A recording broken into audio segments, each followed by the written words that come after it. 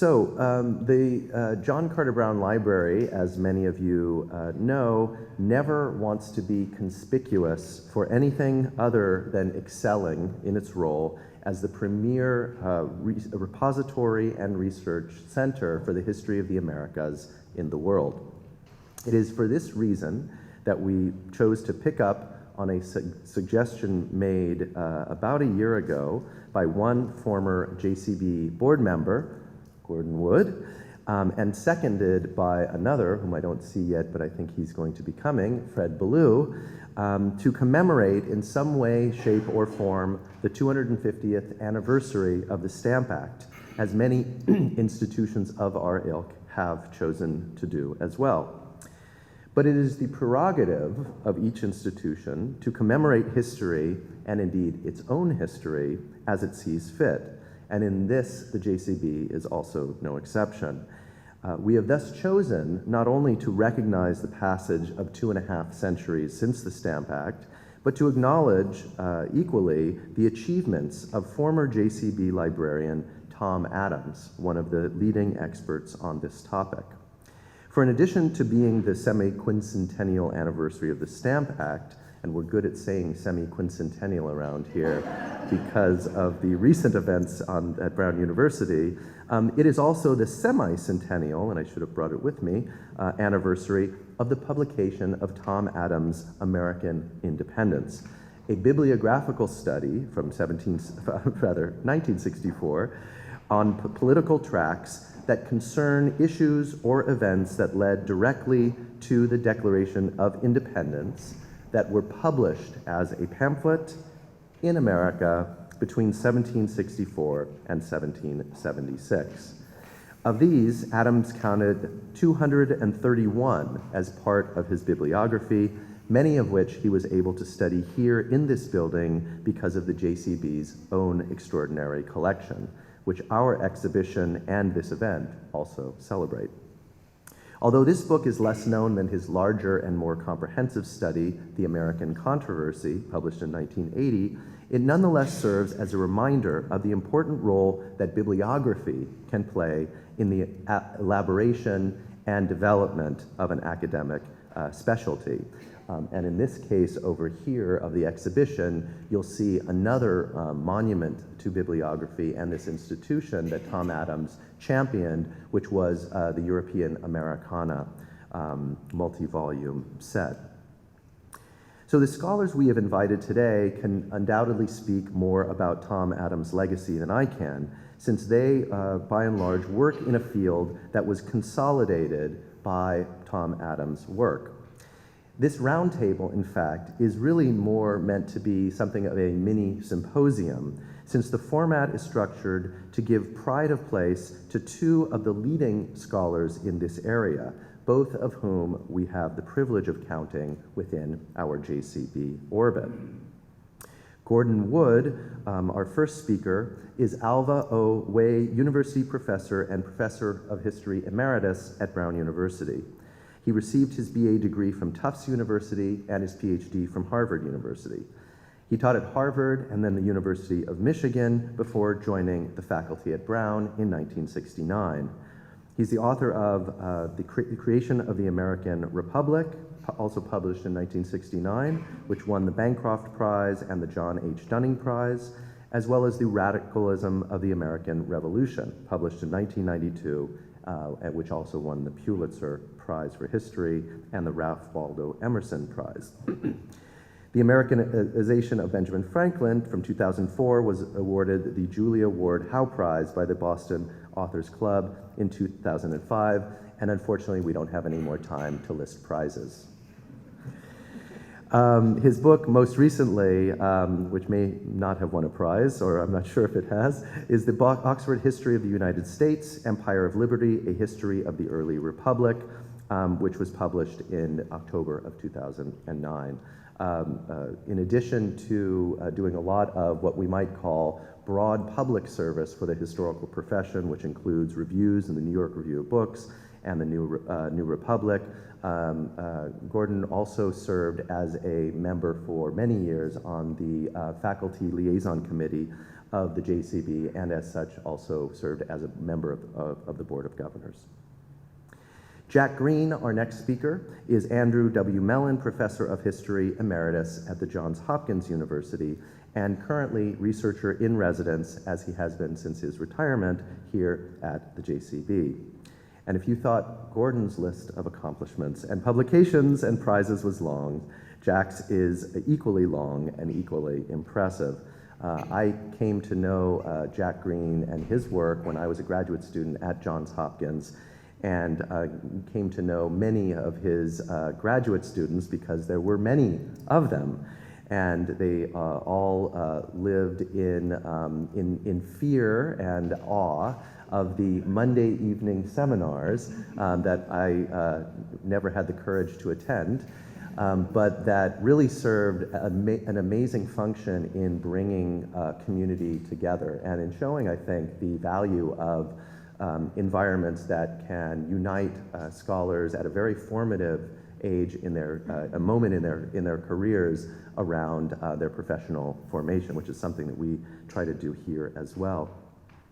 The numerous graduate students that Gordon had, I think the number now is 80, that Jack had, number is 88, which means he should stop because it's the same number as the keys on a piano.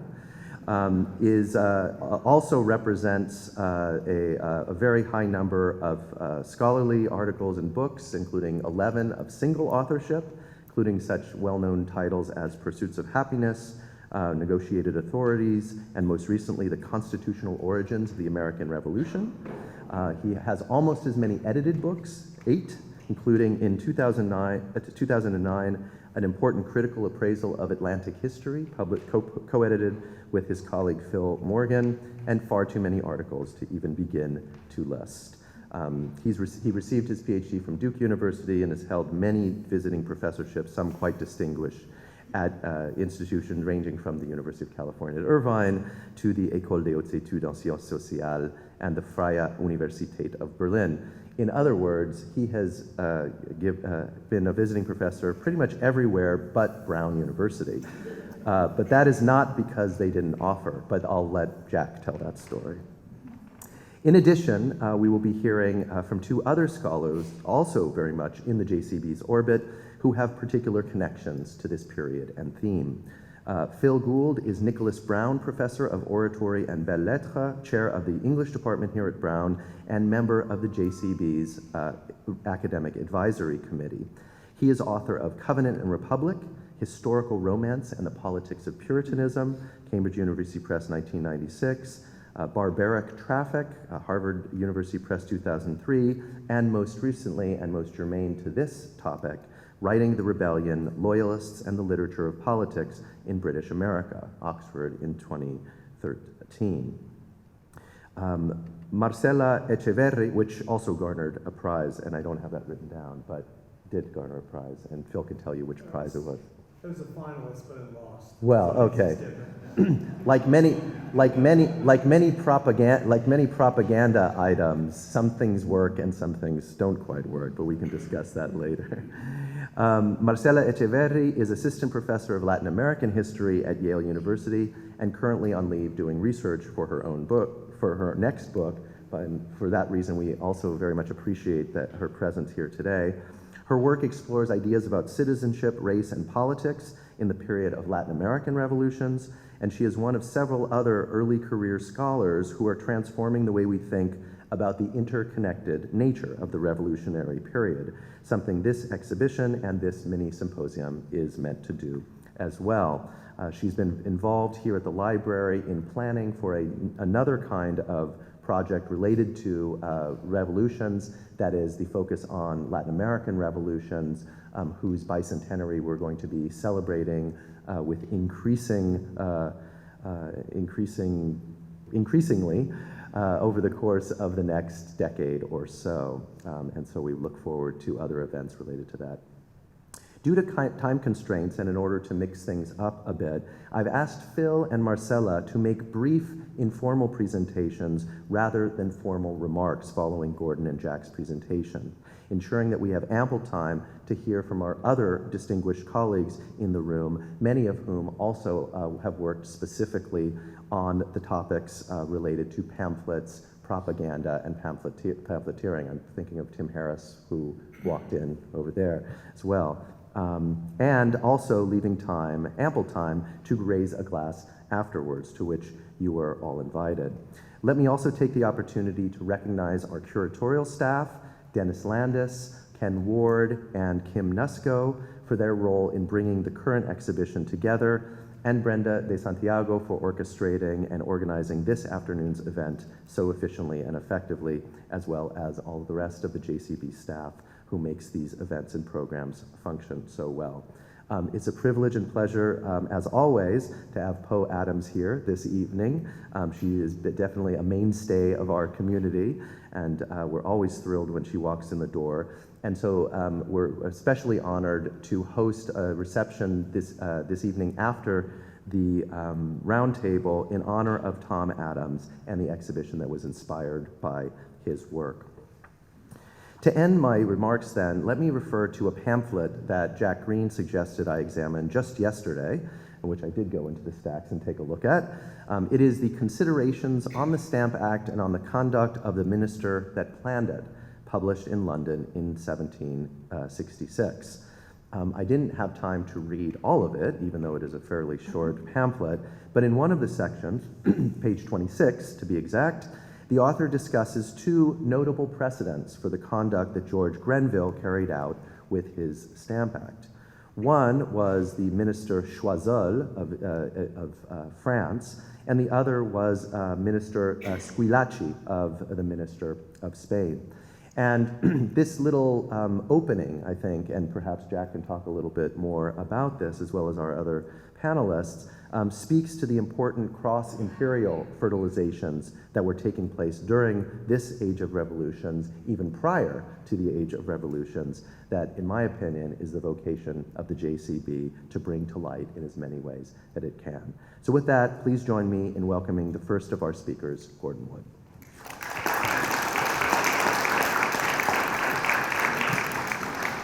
Well, thank you, Neil, and it's a pleasure to be here to honor the scholarship of Tom Adams. Now, we historians write a lot of monographs, but most of those are ephemeral. The work that Tom Adams did, is long-lasting. The bibliographical works we're using now and will continue to use for generations to come.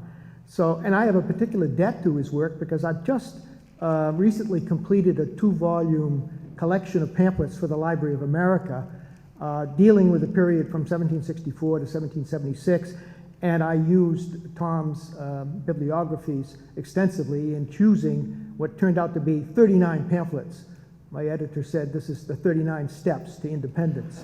I also, the first pamphlet in the collection I got from Jack. It's one I'd never heard of, and I'm deeply indebted for his suggesting that.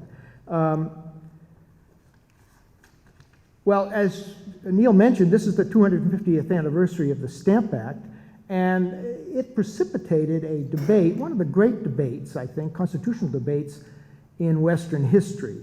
And it was carried on essentially in pamphlets.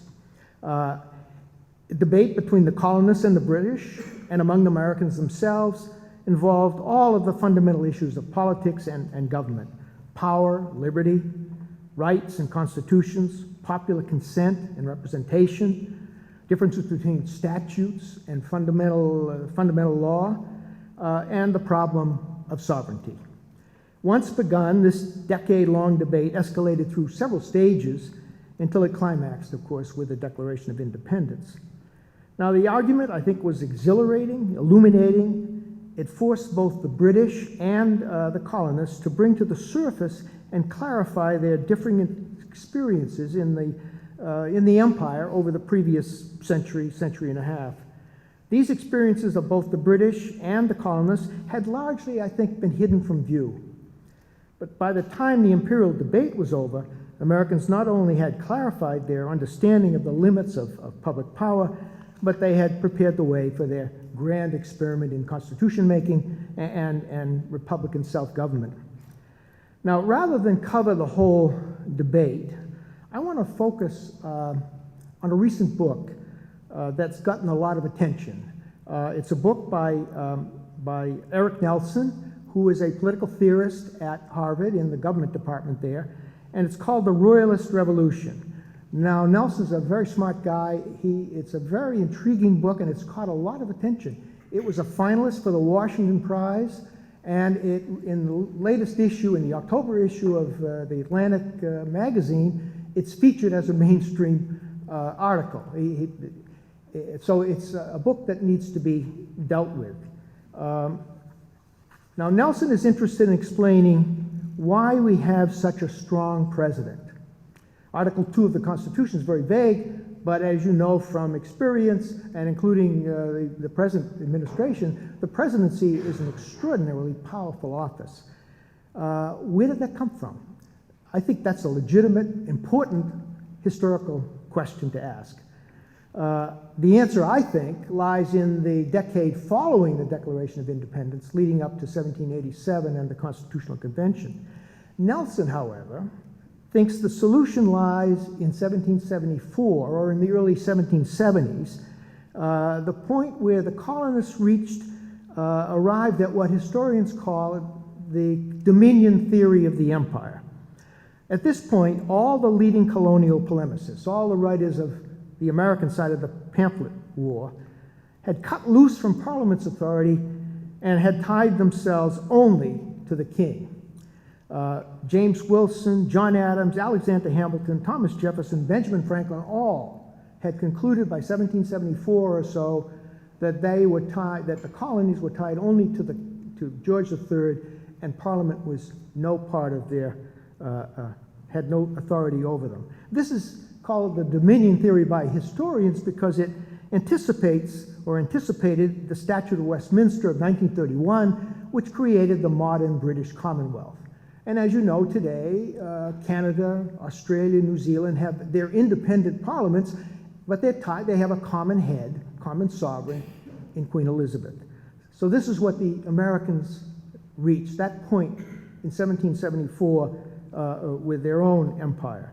Now, Nelson says that the colonists were not just connected to a Whig king, but rather to a Stuart-like monarchy that possessed all the prerogative powers of James I and Charles I of the early 17th century. Now, this is where I think both Jack and I think Nelson is deeply mistaken. Nelson's evidence for this is a pamphlet, a single pamphlet, first published in London in 1769 and republished in America in 1771, a pamphlet written by Edward Bancroft. Bancroft was later the secretary to the commission in Paris. He was their secretary, and he turned out to be a mole, spying for the British government. So he's an interesting character. Several colonists certainly did read this pamphlet, Adams and Hamilton, for sure. They tried to legally justify their new dominion interpretation of the empire by referring to the original charters granted by the crown, and this would have been James I or Charles I, in the early 17th century. But as Jack and other scholars have contended, the colonists in 1774 had no real interest in augmenting the power of the king over them. They were simply making explicit what was always true, that the empire was a royal empire. They didn't want a Stuart-like king. They wanted a king who would act benevolently and who would redress their grievances in return for their affection and allegiance. Nelson begins his book and his argument with the dominion theory. He never explains how and why the Americans arrived at that interpretation of the empire, except that they had read Bancroft's pamphlet, and somehow he convinced them that they should tie themselves only to the king. He's a political theorist, so he puts enormous emphasis on a particular text. Actually, the colonists were intellectually forced, I believe, into this dominion theory of the empire by the problem of sovereignty They couldn't solve that problem, and that's why they ended up there, and that's what I want to explain in the remaining few minutes. Now, this doctrine of sovereignty was articulated, I suppose, most forcefully by William Blackstone in his, he didn't invent it, but he just articulated it in his Commentaries on the Laws of England, 1765, held that there must be, he said, in every state, a final, supreme, absolute, indivisible law-making authority. For the British, this sovereignty lay with the king and parliament, since not only were all the estates of the realm, the lords, the monarch, and the people present in the parliament, but the logic of the doctrine of sovereignty dictated that sovereignty had to be located somewhere in every state. Although some British leaders, such as William Pitt, did not accept this idea of sovereignty, most did. This doctrine was the most important concept of political science in British culture, I think, in the 18th century. And it underlay the entire imperial debate. Nonetheless, Nelson scarcely mentions it, even though it was the colonists' inability to overcome the British insistence on the sovereignty of Parliament, that the colonists had to be totally under Parliament's authority or totally outside of it. It was that issue that ultimately drove them into their wholesale rethinking of the nature of the empire and the adoption of this so-called dominion theory of the empire. Now, the colonists began the imperial debate by trying to explain their previous experience in the empire. They knew that since the late 17th century, they had accepted parliamentary authority, parliamentary regulation of their trade. But with the Stamp Act of 1765, which, as you perhaps know, levied taxes on various paper products in the colonies, they also knew instinctively that they could never accept Parliament's right to tax them. And they said so, emphatically, in the resolutions of the Stamp Act Congress. At the same time, however, they declared that they owed Parliament all due subordination, presumably in matters of navigation acts and the regulation of trade.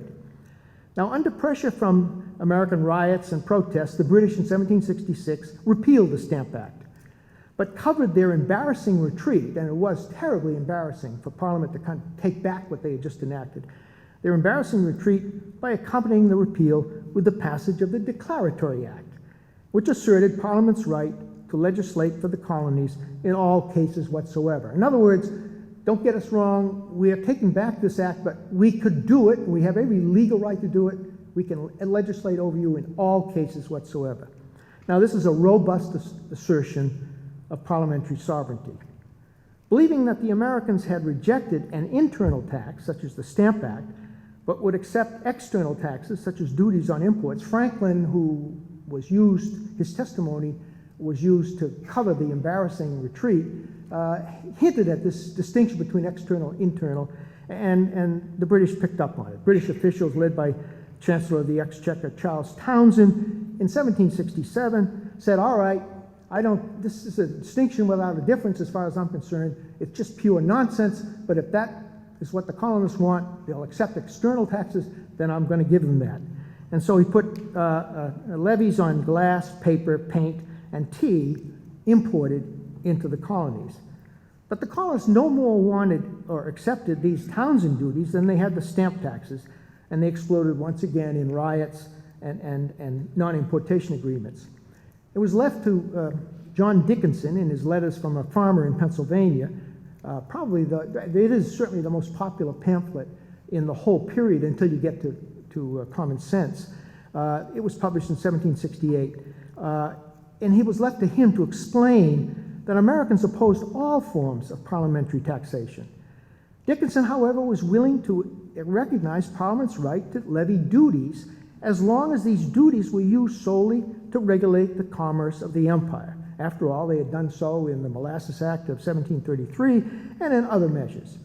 But how would the colonists distinguish between one kind of duty and the other, one kind of tax and the other kind of tax? The answer, said Dickinson, lay in the colonists' ability to discover the intentions of those who rule over us.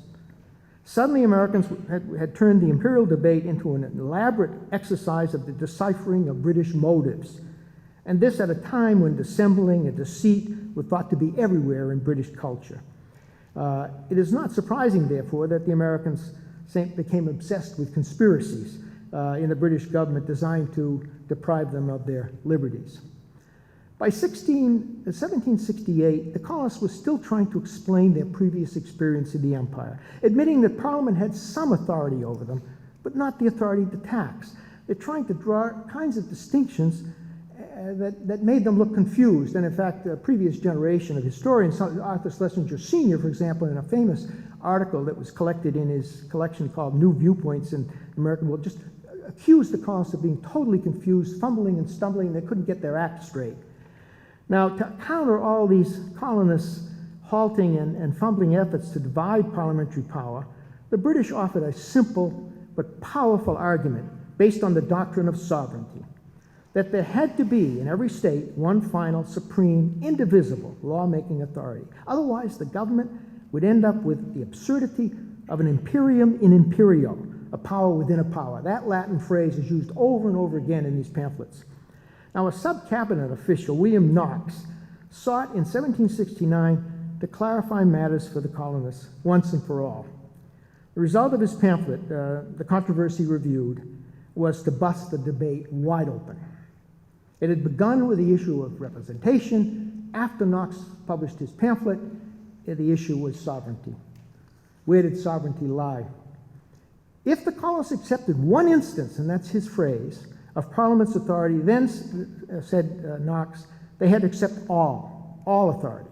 And if they denied Parliament's authority over the colonists in any particular, then they must deny it in all instances. And the union between Great Britain and the colonies must be dissolved. There's no alternative. These are his phrases. Knox concluded that the colonists were either totally under Parliament's authority or they're totally outside it. Now, how to explain Knox's either or? Since tyranny in British history had always come from the crown, good Whigs like Knox found it inconceivable that anyone in his right mind would want to escape from Parliament's libertarian protection. So they assumed by putting this alternative that any good Whig would say, oh my goodness, we can't leave Parliament because Parliament is the source of our liberty, the bulwark of our liberty. Parliament, after all, Parliament was the august author of the Habeas Corpus Act, the Petition of Right of 1628, the Bill of Rights of 1689. It was the historical guardian of the people's property and the eternal bulwark of their liberties against the encroachments of the crown. And as a consequence, there's, of course, no distinction, and still not any distinction in England between statutes and fundamental law. When Parliament enacts as a statute is fundamental law. And they can do away with habeas corpus if they want to, just by a statute, which they've done recently in Northern Ireland. So there's no Bill of Rights, there's no Supreme Court to tell Parliament that it can't do, because Parliament is the source of liberty and the protector of liberty. That's the crucial issue separating the colonists from Britain. Now, Governor Thomas Hutchinson of Massachusetts, the last civilian royal governor in the colony, was also a good Whig. Although he was called a Tory, he was a good Whig. And like Knox, he too could not imagine the colonists wanting to be outside of the authority of Parliament. He decided to lecture his fellow Massachusetts subjects on the doctrine of sovereignty. In all of his naivete, he assumed that his lecture would convince them how foolish they were to oppose Parliament. In speeches to the Massachusetts General Court in January of 1773, Hutchinson declared that he knew of no, and I'm quoting him here, no line that can be drawn between the supreme authority of Parliament and the total independence of the colonies. That's the issue as he posed it. It is impossible, he said, that there should be two independent legislatures in one and the same state. For although there may be one head, the king, yet the two legislative bodies will make two governments as distinct as the Kingdom of England and Scotland before the Union. Hutchinson, like Knox, assumed that no good Englishman, no good Whig would want to be out from under Parliament's benign authority as the protector of liberty. Now, faced with this alternative, the Massachusetts House of Representatives, written largely by, and these are pamphlets, these came out as pamphlets, written largely by John Adams, chose what Governor Hutchinson never imagined it would. It accepted the logic of sovereignty that he had thrown at them. If there be no such line between the supreme authority of Parliament and the total independence of the colonies, the House declared, the consequence is either that the colonies are the vassals of Parliament or that they are totally independent. As it cannot be supposed to have been the intention of the parties to the compact that we should be reduced to a state of vassalage, the conclusion is that it was their sense that we were thus independent. Since, as Governor Hutchinson had said, two independent legislatures in the same state were impossible, the House went on to say that the colonies had to be distinct states from the mother country, united and connected only through the king in one head and common sovereign. In other words, the Dominion theory. By asserting their independence from the authority of Parliament, the colonists were not repudiating the idea of sovereignty. Quite the contrary, they were surrendering to it. Something that Nelson and I think many other scholars have not been able to appreciate. Throughout a decade of debate, the colonists had tried over and over to divide legislative authority, saying that Parliament could do some things, but not others. They sought desperately, I think, to get the British to acknowledge that there had to be separate spheres of authority in the empire. By 1774, however, most of the patriot pamphleteers had given up. They despaired of trying to divide the indivisible and separate the inseparable, and had finally accepted the logic of sovereignty, that there had to be in every state, as Blackstone had said, one final supreme, indivisible lawmaking authority. Two legislatures in the same state, concluded Alexander Hamilton in a common reckoning of 1775, cannot be supposed without falling into that solecism of politics of imperium in imperio. John Adams agreed. Two supreme authorities could not exist in the same state, he said in 1775, any more than two supreme beings in one universe. Therefore, it was clear, said Adams, that our provincial legislatures are the only supreme authorities in our colonies. Now, the Americans had disavowed the legislative authority of Parliament, but they had not disavowed the concept of legislative sovereignty. They had simply relocated or transplanted it to their miniature provincial parliaments, each of which now had a common head in the king. This is how they ended up with the Dominion theory of the empire.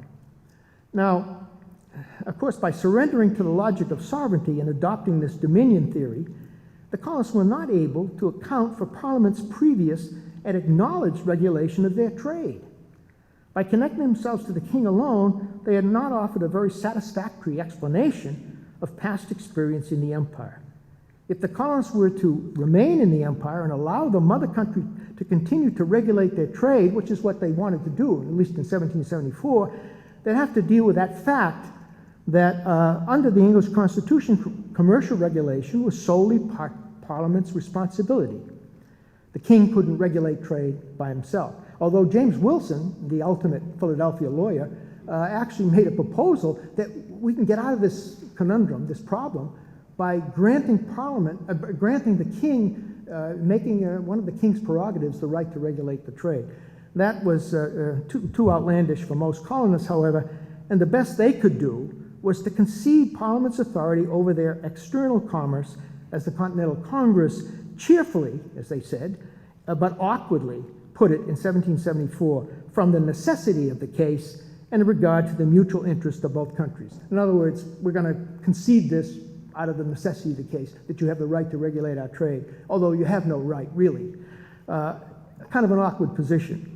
Now, because the colonists by 1774 had concluded that they were tied solely to the king, their declaration of independence needed to break only from the British monarch.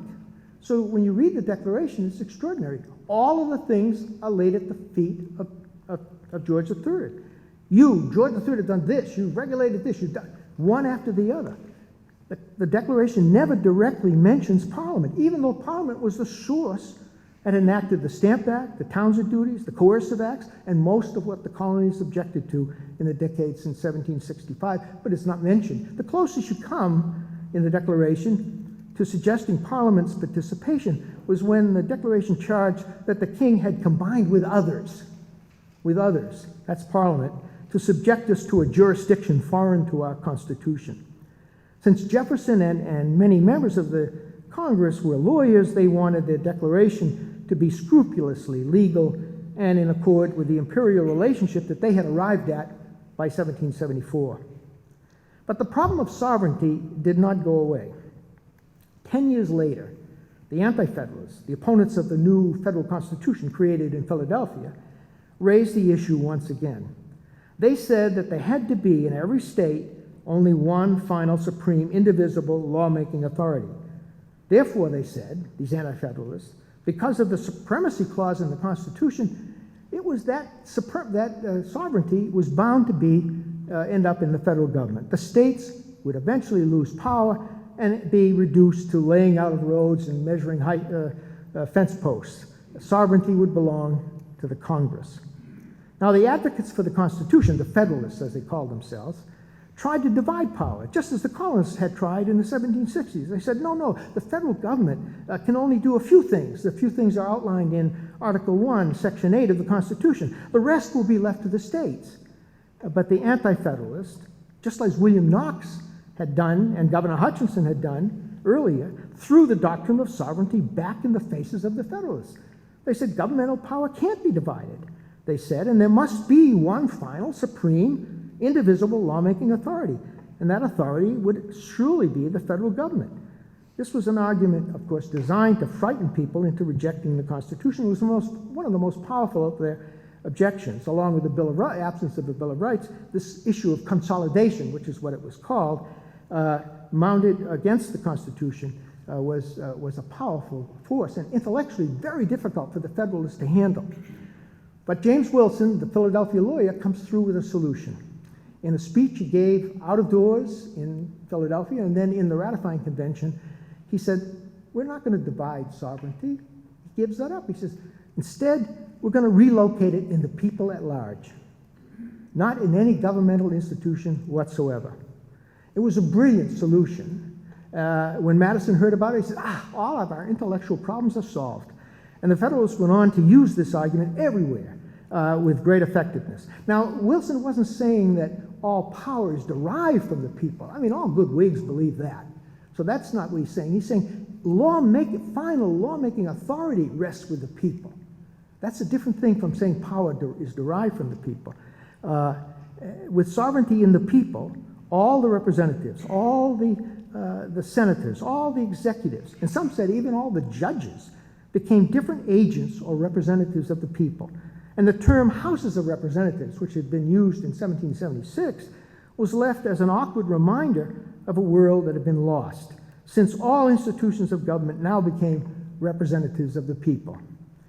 Now, we have examples now of this sovereignty, that final lawmaking authority exercised in several states, not so much here in the East, but quite common in the West, in Western states, in the referendums and ballot initiatives and so on, that in other means of direct democracy in states like California, Colorado, and Oregon. Whether such direct democracy and the sovereignty of the people is a good thing or not, I'll leave to your judgment. Thank you.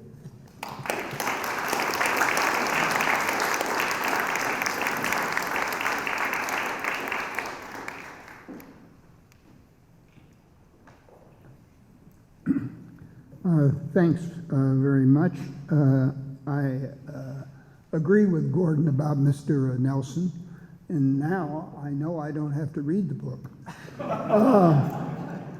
I did read an earlier manuscript of his and thought it was so shallow that it should not be published in the journal that sent it to me, and refused to be in a forum on it. I recommended they reject it. Well, Neil told us to talk informally. However, I've been told that the elderly, a category that I may eventually join myself, suffer from two propensities. The first is to become amorous under the influence of drink, and the second to become garrulous in front of an audience.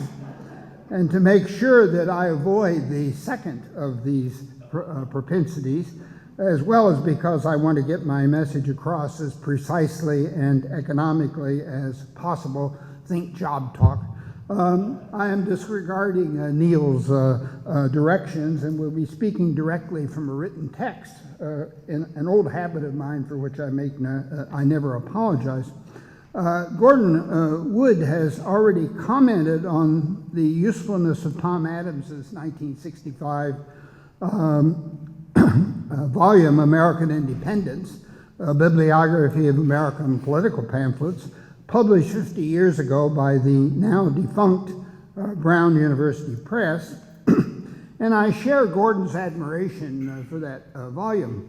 However, I'm here today to argue that Tom's most important contribution by far to the study of this era is his extraordinarily important two-volume study, appropriately entitled The American Controversy, which is a bibliographical study of British pamphlets about the American disputes between 1764 and 1783. Tom's first study provided why do I say most important? Tom's first study provided a systematic listing of a literature that was already well known, at least to scholars of the origins of the American Revolution, and was published the very same year as Bernard Bailyn's brilliant and comprehensive introduction to the first volume of a proposed 4-volume edition of 72 of the most important pamphlets of the American Revolution. An introduction that was republished a year later as The Ideological Origins of the American Revolution, and remains immediately after Gordon's creation of the American Republic, of course, probably the most influential book ever published on the American Revolution. By contrast, Tom's second work ferreted out, opened up, and directed attention to a literature that, although much more extensive, was largely unknown to and certainly under-examined by historians on either side of the Atlantic. Bailyn's proposed edition of the Pamphlets of the American Revolution, a capacious title, included no pamphlet originally published in Britain, as if the British had nothing to do with that revolution, and as if a few well-known British pamphlets by familiar writers such as Thomas Pownall, Samuel Johnson, Edmund Burke, or Richard Price could serve as a sufficient basis for understanding the background against which the important pamphlet literature, that is, the literature produced in America, could be analyzed.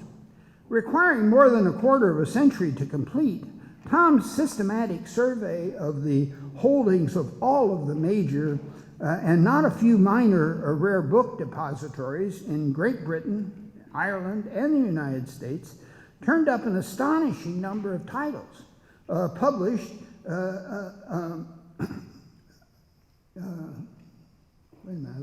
published in Britain or Ireland about the, I'm going to move this down, well, it's not a light. Okay. Anyway, We'll give you a contemporaneous yet. Yeah, okay. Between 70, in American Independence, he listed only 230 titles, just 192 of which were first issued in the revolting American colonies, and probably almost all of which were known to his father, Randolph Adams, when he wrote his 1922 study of the political ideas of the American Revolution. And if my memory is not faulty, and it occasionally is, I think he's the guy who created the idea, the concept of dominion theory. When he wrote in this study, and even to Moses Coit Tyler, when he was putting together his 1897 volume, The Literary History of the American Revolution.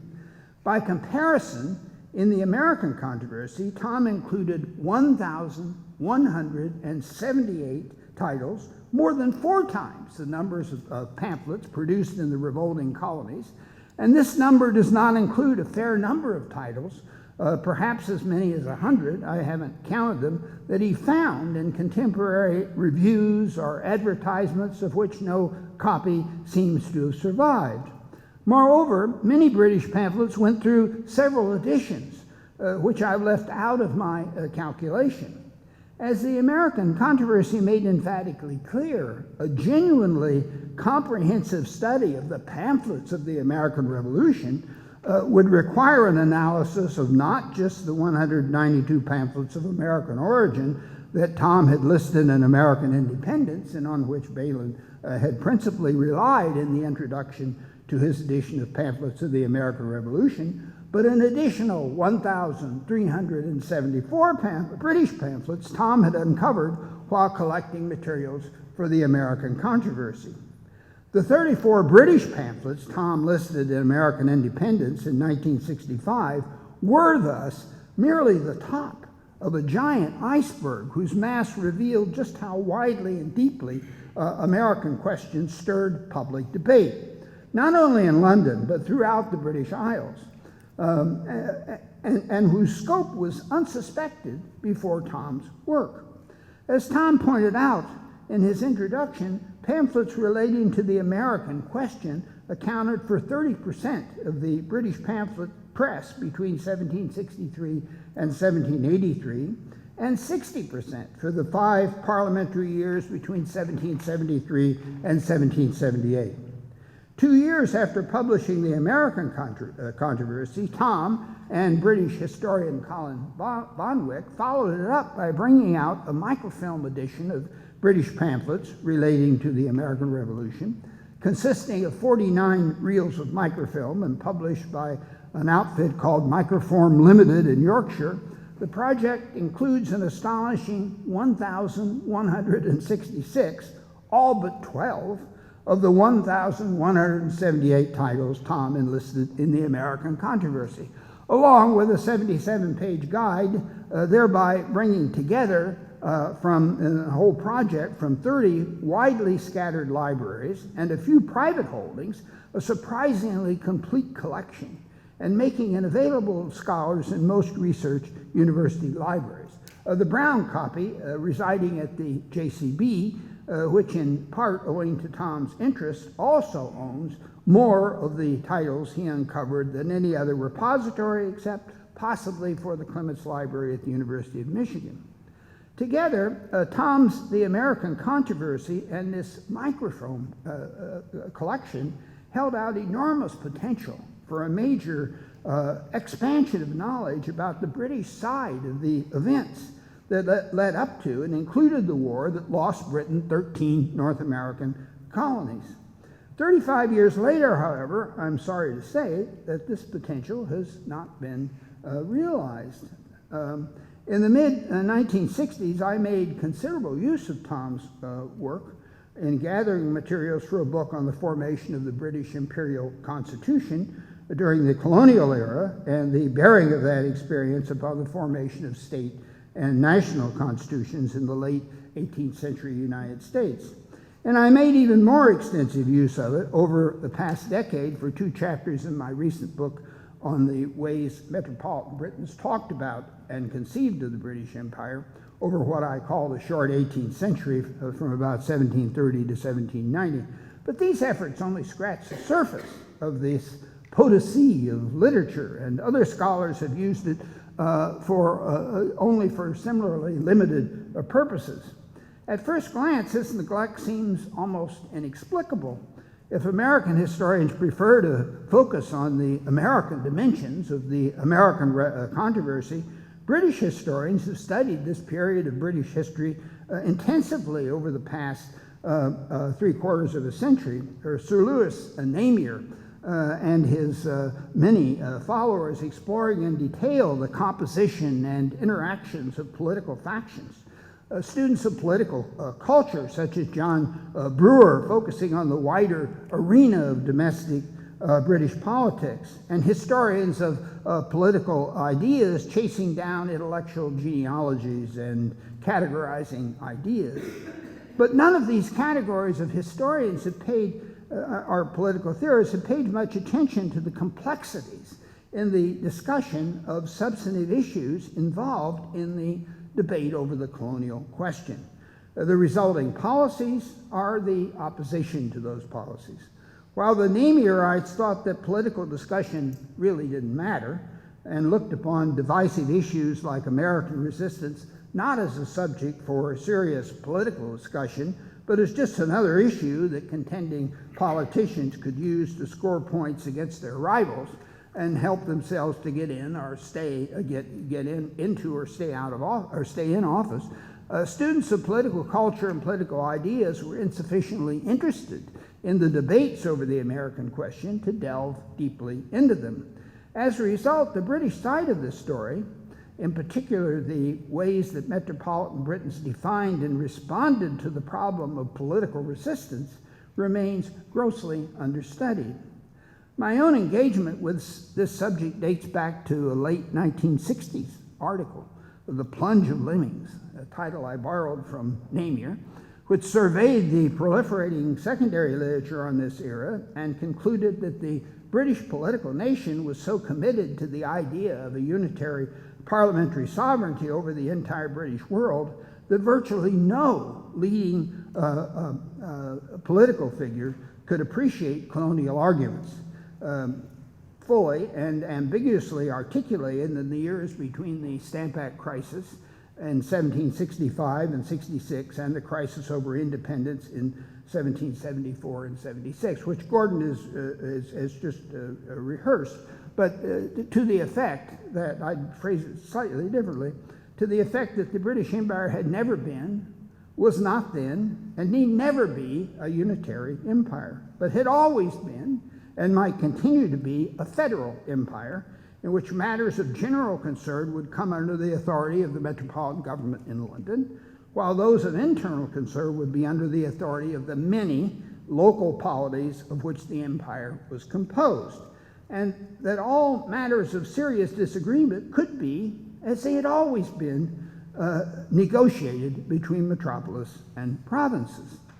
Over the last decade, however, while researching my empire book, I waded more deeply into this extensive literature that Tom uncovered, I became ever more aware of the inadequacies of this explanation, and to realize that while Namier and John Shy, I, and many others were not wrong to insist on the near universality of British political leaders' commitment to the idea of parliamentary imperial supremacy as expressed in the Declaratory Act of 1766, by no means were those leaders all lemmings, thoughtlessly plunging into the sea of war and imperial separation in defense of that commitment.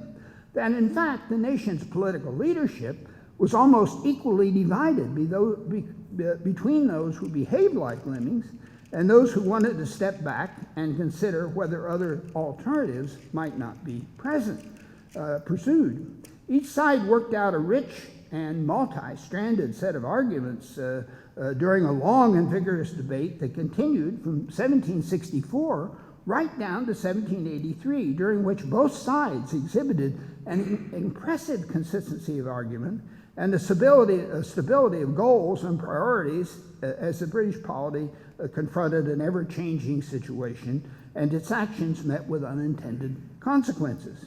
Between 1764 and 1782, one of these sides, those most like lemmings, was in power for all but a few months in the mid-1760s during the Stamp Act crisis.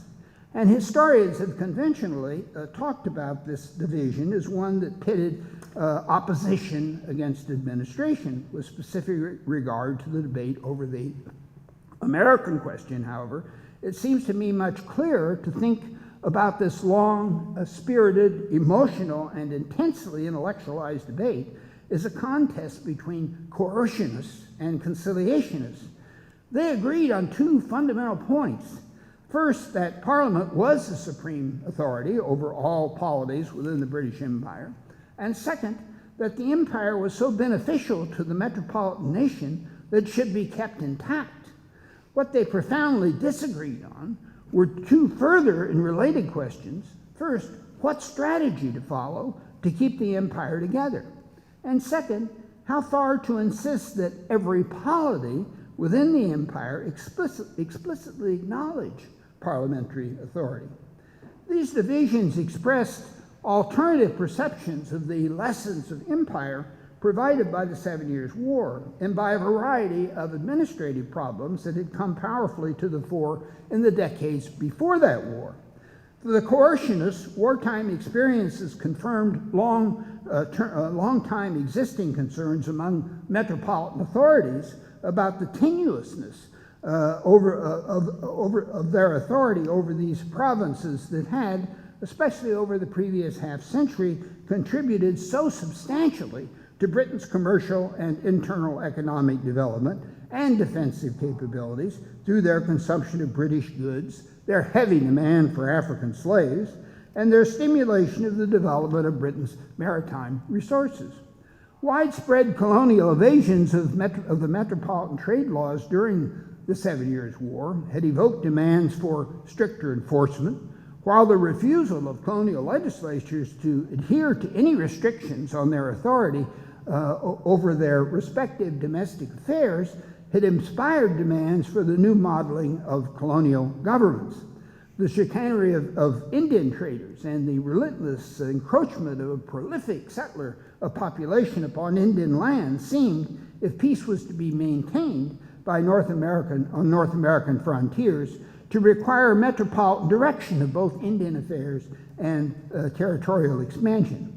If a profound appreciation of the commercial utilities of the colonies to Britain underlay such demands, few, if any, advocates of such measures suspected that the colonists had the disaffection, the cohesion, or the capacity to mount any serious resistance to them, especially not when the metropolis had a sizable military contingent scattered among the colonies and a powerful navy to help enforce metropolitan directives.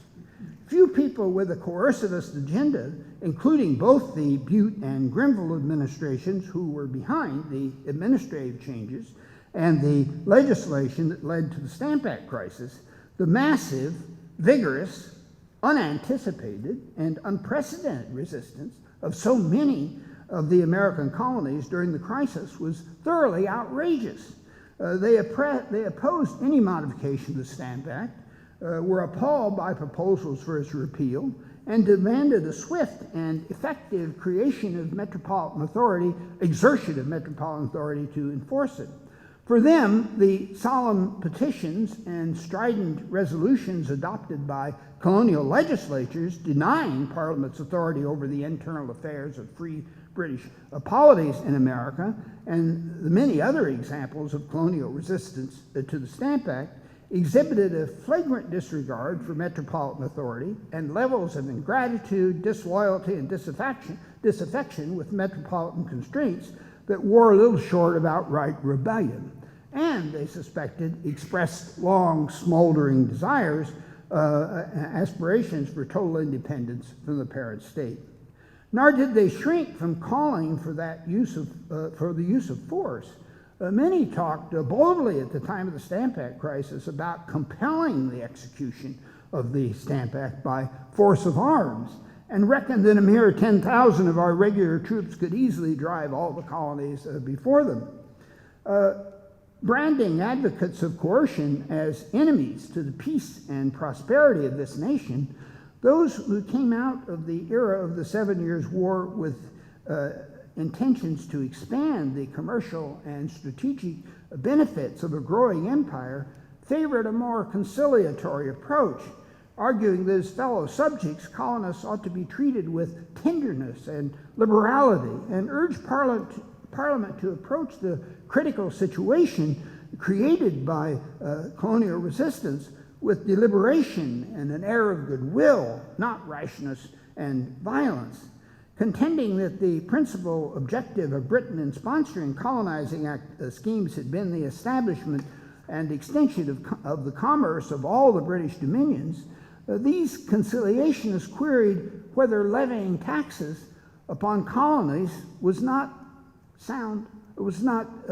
contrary to sound policy, and called upon Parliament to consider the colonies' prominent role in enriching and strengthening Britain and the loyal disposition they had always displayed toward it, declaring that it was bad policy in free states to treat their colonies with severity, exponents of conciliation contended that Britain had established colonies to create a dominion founded in freedom, not an uncontrollable power over slaves.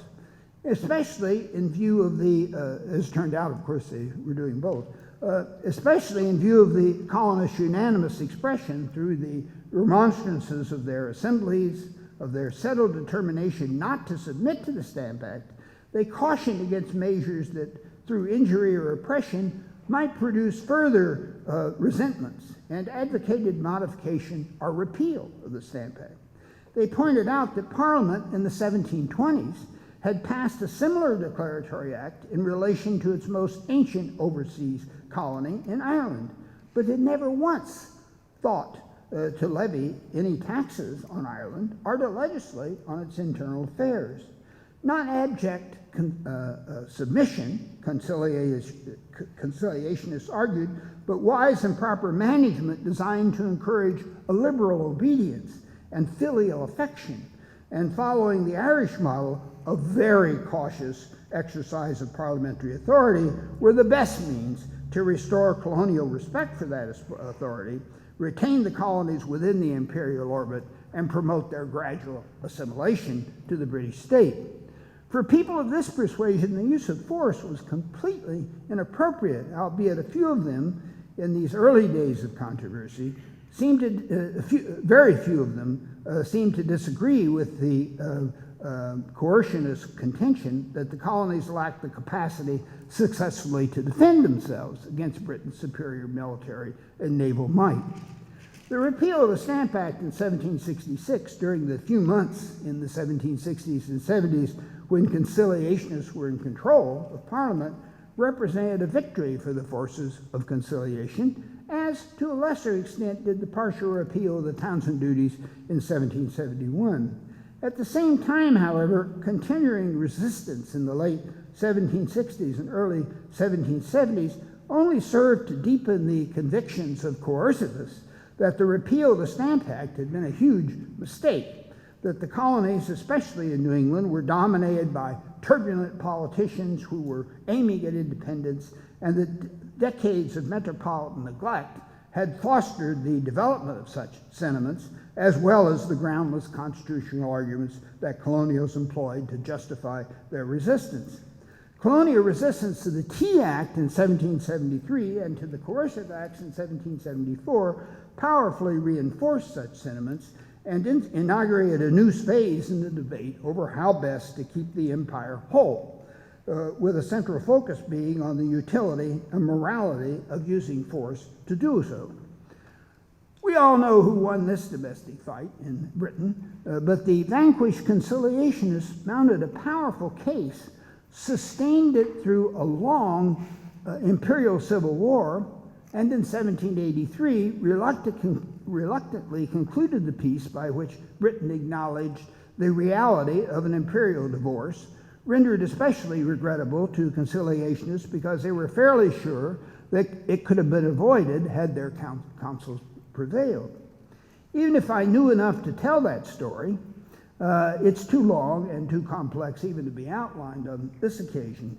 However, with my dog-eared copy of Tom's bibliography constantly at hand, I have, over the past few months, embarked on a quest to read or reread virtually all the entire corpus of material that he opened up for us in the American Controversy, in the optimistic expectation that I may, by avoiding the propensities of the elderly on which I commented at the beginning of this talk, eventually be able to tell that story in all its complexity, and thereby perhaps persuade my American history colleagues that the American Revolution can never be understood without a full comprehension of the intense intellectual struggle within Britain that preceded it and contributed to bring it about. Albeit, I have very little hope of realizing my quest to get George Grenville, Lord North, and other British worthies inducted into the Pantheon, the sacred circle of American founders, even though they provided the main spur to the unanticipated formation of a nation that almost certainly would never have come together without it. Thank you.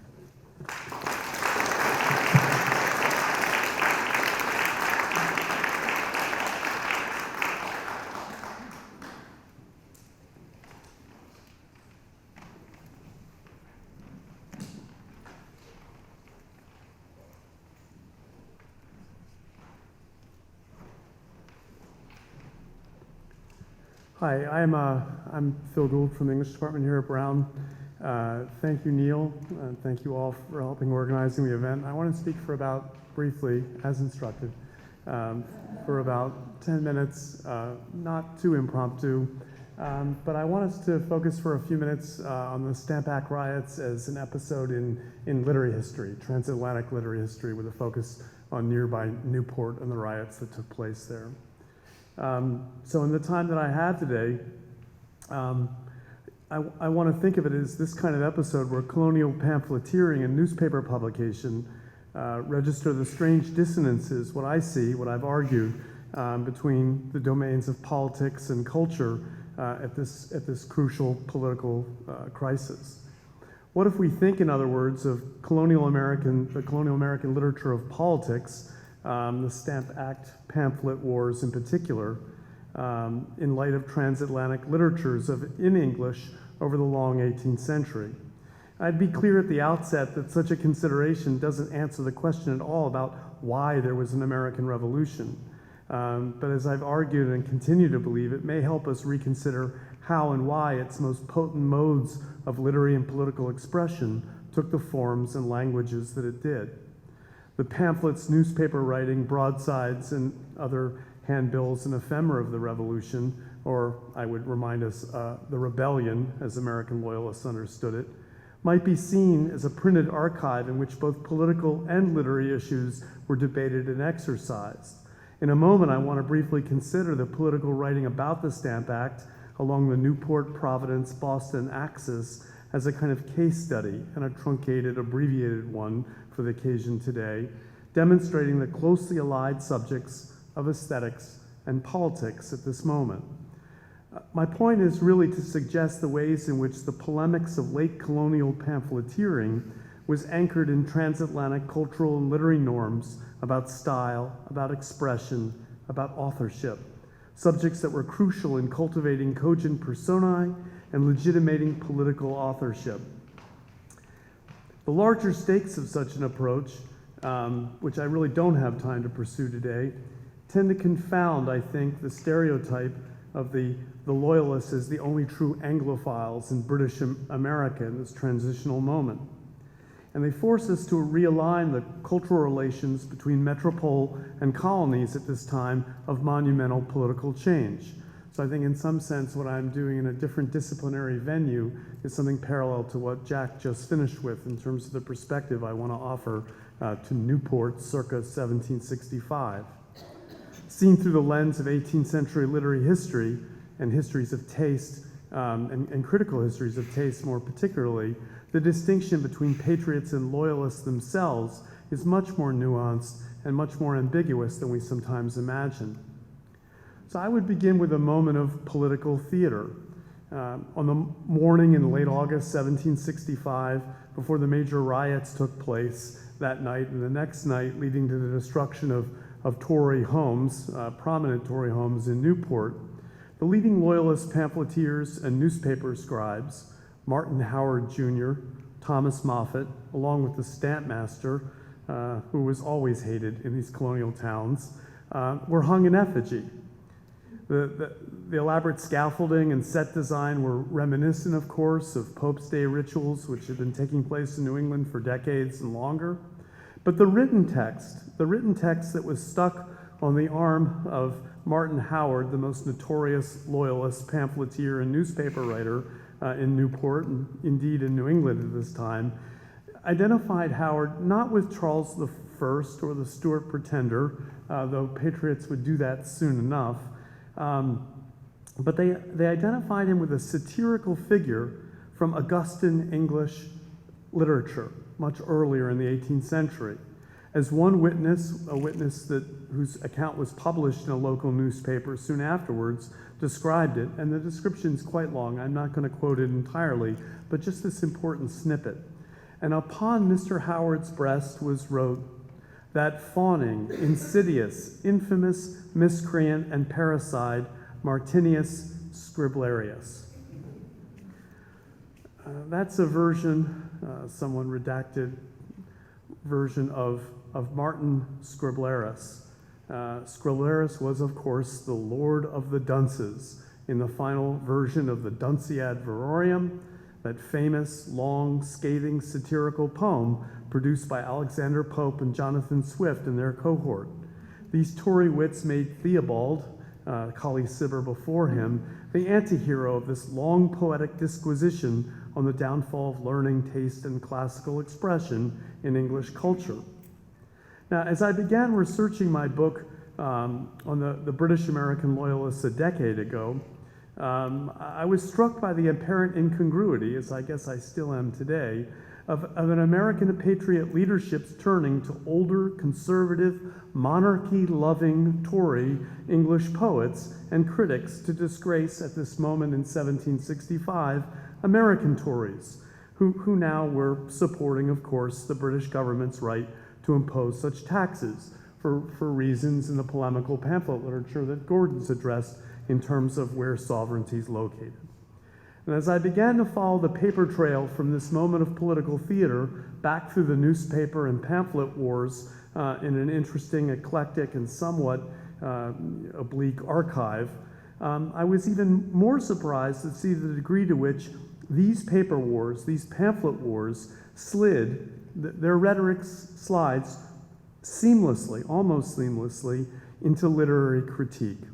The major players, Martin Howard, Moffett, and on the Patriot side, Governor Stephen Hopkins, James Otis Jr., went to great pains to humiliate the opposition's capacity for literary expression, and just even more specifically, the opposition's ignorance of metropolitan English cultural norms and canons of taste.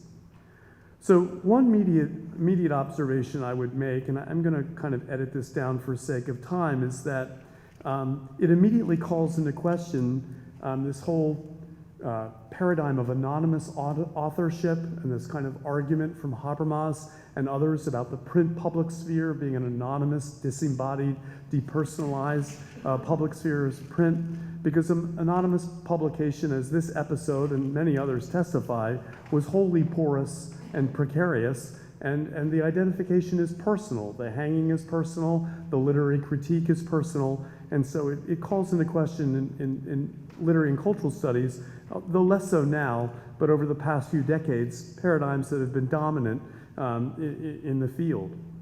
But a second observation I want to focus on briefly concerns the particular crimes that Martin Scriblerus, as a figure from Augustan satire, was guilty of in a transatlantic literary and critical imagination. The Newport Sons of Liberty had evidently read James Otis's second pamphlet attacking Martin Howard and the Newport Loyalists, the rather shrill and aptly named, ironically named Defense of the Halifax Libel, published in 1765. And Otis seems to be at least vaguely familiar with Augustan literary writing earlier in the century, works like Peri Bathos, or The Art of Sinking in Poetry, or Martinus Scriblerus, his treatise on the art of sinking in poetry. Since Otis at this point now pinned the identity, or since he and these Newport Loyalists in different ways pinned, literally and figuratively, the identification on the Halifax gentleman whom they knew was Martin Howard. But why this identification? Why Martin Scriblerus, of all figures, at this moment of political protest? And so here's where I think the connections between aesthetics and politics become more readily and interestingly apparent. From the very outset of this pamphlet war over the Stamp Act, Hopkins and Howard and Otis and others were engaged in a battle over style, and one that went to both the issue of authorial credibility and the very nature of the politics and the language of politics of liberty in British America. So if I can recall these subtitles, I again would call attention to the idea of sinking, the anti-sublime. In the longer version of this work, this involves Longinus, the classical theorist, and a whole 18th century critical history of how the articulation of the sublime, the rhetorical sublime, and its counterpoint, which was called bombast or fustian, degraded writing, operated. This particular key, the art of sinking, satirizes, enabled each side to satirize their adversary's false similitude, their bombastic writing that mistook the diminutive and trivial for the majestic and grand. And this is important in a loyalist political imagination because it goes to the heart of the kind of cornerstone of loyalist critique of the patriotic movement, and that they were inflating minor statutory, regulatory principles which Parliament had every right to exercise as the only supreme sovereign power for something grand, sublime, and apocalyptic. And so taxes on stamps were, in some sense, the argument goes rhetorically, a kind of overinflated, a falsely sublime, a bombastic literary and political trope. Now, Hopkins himself perhaps had brought this on because his pamphlet in the Rights of Colonies Examined that Martin Howard was responding to, it used as its epigraph a famous quotation from Book 4 of James Thomson, the English poet's famous poem Liberty, published in the 1730s, and not as popular as The Seasons in British America, but still widely imported and reprinted and redacted. He used it as a part of Book 4 as the epigraph to his pamphlet in his defense of colonial rights. It's a short passage. It's one that Moses Coy Tyler actually pointed out, saying everything in that pamphlet was captured thematically in the epigraph. Amid the low murmurs of submissive fear and mingled rage, my Hampden raised his voice and to the laws appealed. Hopkins, Thomson before him, were referring to the parliamentarian John Hampden, who during the English Civil Wars in the 1640s had opposed the Stuart monarchy's collection of what was known as ship money, a kind of taxation. Howard immediately seized on that epigraph as being politically dangerous.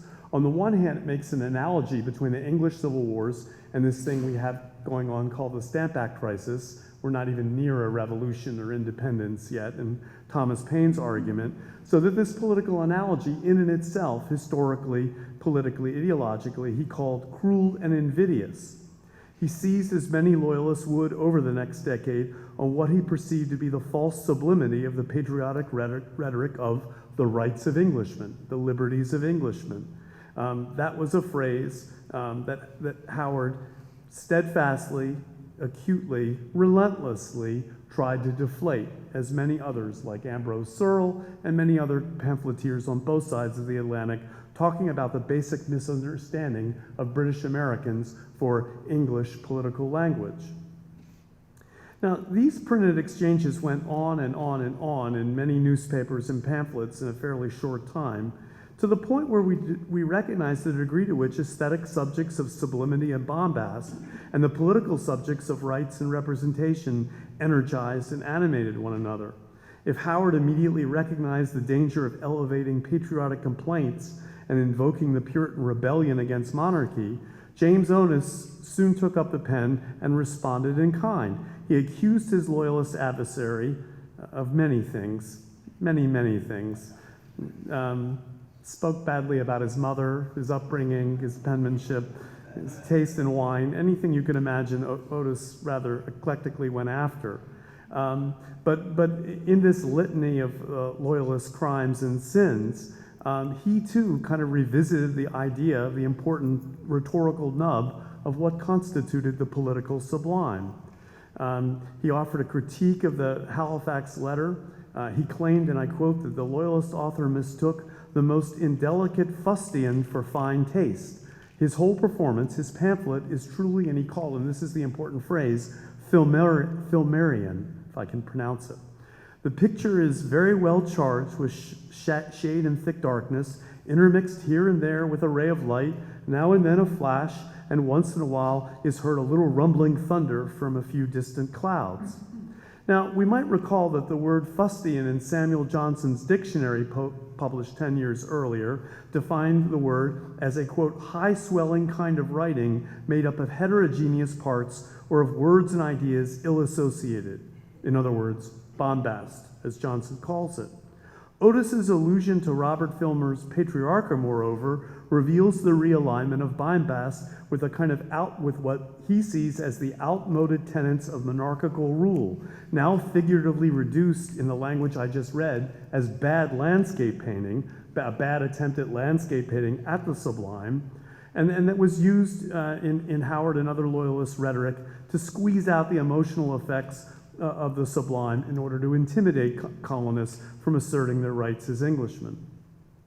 Now, as I wind down and just conclude in the last minute, time forbids, of course, a more involved analysis of how and why English literary culture circulated through and helped to shape the political discourse of revolutionary Rhode Island. But I would say that even as Howard goes on, he points out how Hopkins and Otis are at odds in terms of where Parliament's sovereignty really ends. This of course speaks to what Gordon was talking about a moment ago, but even then he refers to their two arguments being like a grotesque Dutch painting, and he embarks on theories of sublimity and false sublimity. In other words, again, the political issue of Parliament's sovereignty is expressed figuratively in terms of taste in this move towards the visual arts. So that, as I conclude, I'd say that if aesthetic theory in Augustan England about the artistic imagination and taste was connected to social and political questions about the nature and limits of liberty, the subject of sublime expression was perhaps unsurprisingly and perhaps even tendentiously politicized in the pamphlet newspaper battles waged over the Stamp Act. The figure of the Whig pedant and poetaster Martinus Scriblerus hanging from the mock gallows in downtown Newport in August of 1765 begins to show at this moment of political crisis and theater, the question wasn't just which side was making use of English literary culture, but how and why each side did so. Thank you.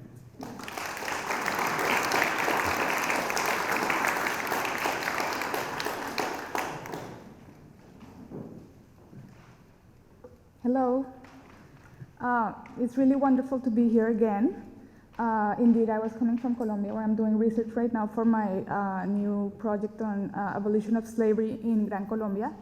And it's actually, there's going to be a conference at Yale 2 days from today, so on Friday, about specifically that topics, Spanish-American abolition. So you're all invited to attend if you can. Roquinaldo from Brown will be there as well. And actually, I can't resist but share the news that my first book is actually coming out very soon, in March of next year. So, and the topic is indigenous and slave royalists in the age of revolution. So, yeah, this is a really, really great. I first of all want to congratulate the director and the curators of the JCB for preparing the exhibit Pamphlet Wars to commemorate the 250th anniversary of the Stamp Act and to expand and interrogate the historiography on the field of the Atlantic revolutions. It is, of course, particularly interesting to me the effort they have made to include Spain and Latin America in the discussion about pamphlet wars during the age of revolutions. And, of course, I thank them for the invitation to participate in this roundtable today. Given that time is very short, I will limit my intervention to 2 broad points. First, let me start by contextualizing Latin America and the historiography of the Latin American Age of Revolutions paradigm. As a result of the particular way in which revolution was defined by R.R. Palmer, largely pinned to white male democratization and North Atlantic modernization, and periodized from 1760 to 1800, the independence processes of Latin America were originally written off from the Age of Revolutions narrative. As Lester Langley has argued, shifting the focus from the earlier studies of the revolutions that privileged Anglo or French processes to looking at the hemispheric dynamics during the Age of Revolutions is a strategic turn for enriching our understanding of this period. Moreover, as Langley also says, the other 2 revolutions in the Americas that is Haiti and Latin America, are transatlantic in origin and deeply linked to the European revolutions during the late 18th and 19th centuries, early 19th centuries. So overcoming the conceptual and chronological limits of this narrow Palmyrean paradigm, we see the relevance of the French Caribbean and the Iberian Americas for deeper understanding of the revolutionary age. So, as you probably know, much of the scholarship on the Haitian Revolution in the last 50 years has criticized this definition by chronological criteria of the age of revolutions and the exclusions that it implied. In the same vein, in the last 2 decades, historians also revised the Iberian world's exclusion from the age of revolutions. The temporal distance between the 18th century revolutions and those that took place in the 19th century obviously means that there are particularities in the Iberian experience, and these particularities point to the multiplicity of experiences in the era. To understand such multiplicity, it is relevant to remember that what sets the Iberian empires apart from the British and French empires is that they had withstood the crisis of colonialism unleashed in the mid-18th century in North America and the Caribbean. Thus, adaptation or reform was the most salient characteristic of the Spanish and Portuguese empires during the 18th century until 1807. After the Napoleonic invasion, both in the Portuguese and Spanish empires, expediency led to experimentation based on older principles, practices, and categories. This inclusion of the Iberian world in the Age of Revolutions has, in turn, also transformed the historiographies of independence.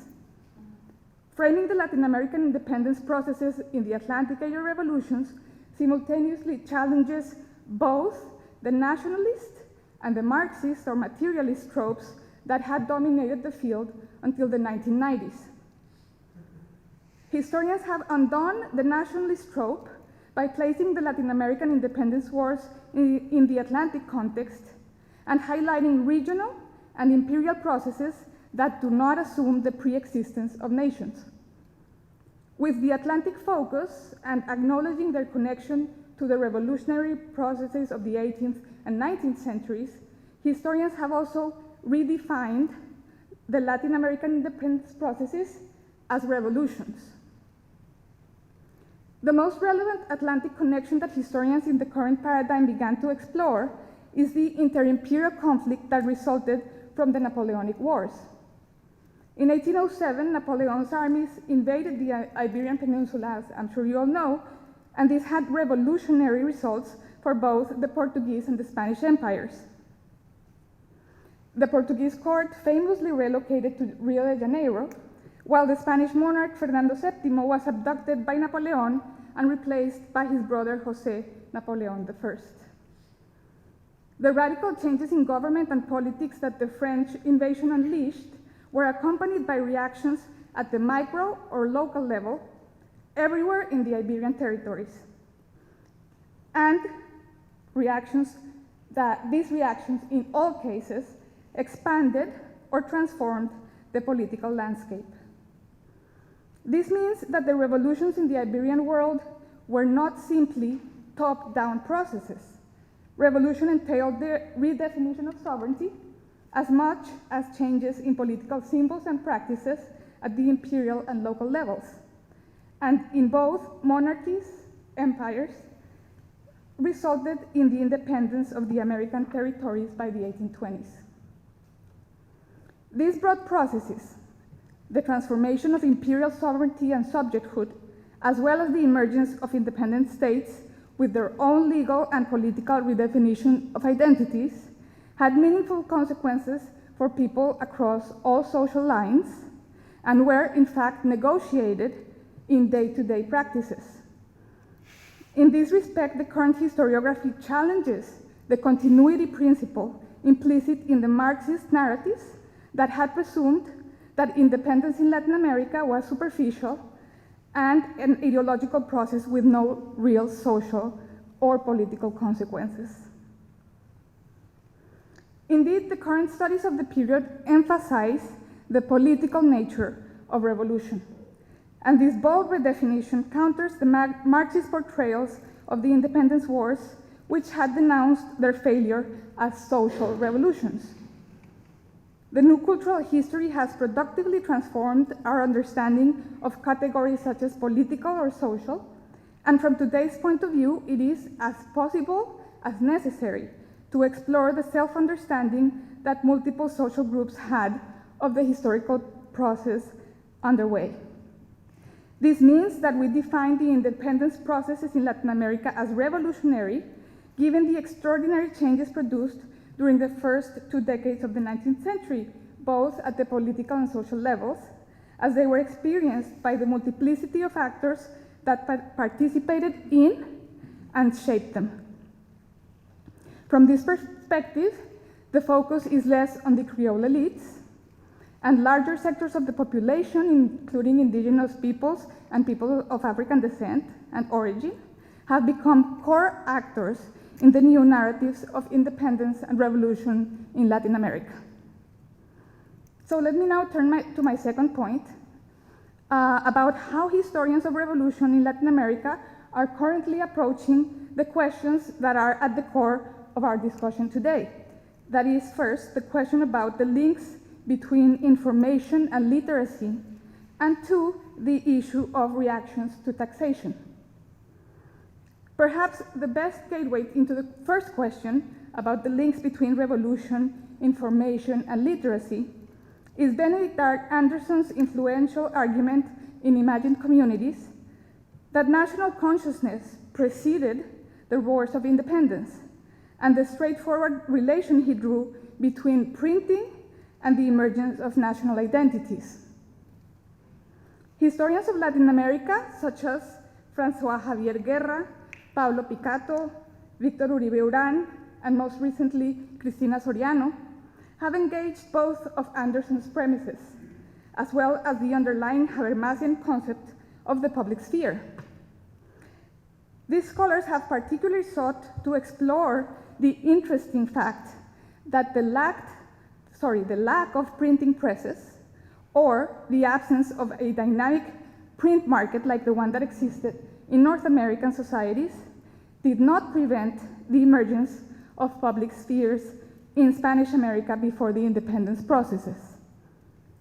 Let me clarify that in New Spain, that is Mexico, the printing press arrived as early as 1539, about a century before it did to North America.